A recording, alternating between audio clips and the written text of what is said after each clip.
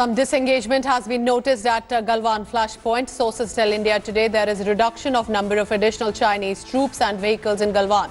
It is learnt Chinese troops and vehicles have pulled back by a kilometre.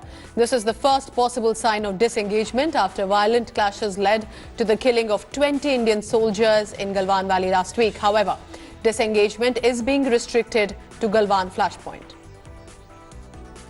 While there seems to be some disengagement in Galwan, another flashpoint, Pangong Tso, is still simmering. India Today has accessed new satellite images posted by a popular open source Intel Twitter handle, Detresifa. The satellite images reveal at least 4 new Chinese support positions between Finger 4 and Finger 6 areas, believed to be in the making since 13th June. These camps can be termed as support positions to the main Chinese military camp at Four Finger. One of these camps has been set up south of the main camp across the river. There are boats, tents and equipments being seen in these camps from high-resolution satellite images. Leader of the Congress party in Lok Sabha, Adhir Ranjan Chaudhary, has now called for a counter-attack on China.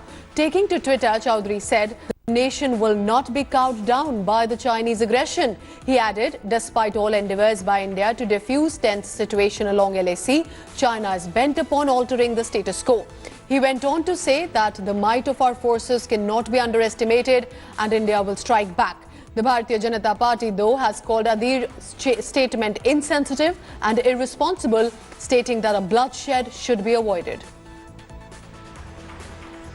Delhi has surpassed Mumbai in total number of COVID-19 cases and is now the worst hit city. Delhi has breached 70,000 mark while Mumbai has 69,528 cases. In just 24 hours, 3,788 new cases and 64 deaths were reported in Delhi. On 23rd June, Delhi recorded its biggest single-day spike yet with 3,947 cases in 24 hours.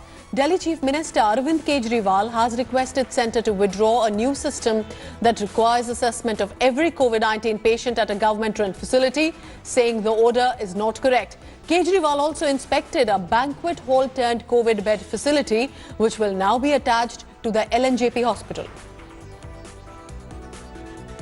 On 45th anniversary of emergency imposed by then Prime Minister Indira Gandhi, Prime Minister Modi took to Twitter to honour those who opposed the excesses during that period. This after Home Minister Amit Shah targeted Gandhi family, saying their greed for power led to imposition of emergency and the suspension of civil liberties. He claimed that the emergency mindset still prevails within Congress. The Congress in turn attacked Home Minister, saying those talking about emergency now have done everything to compromise institutions.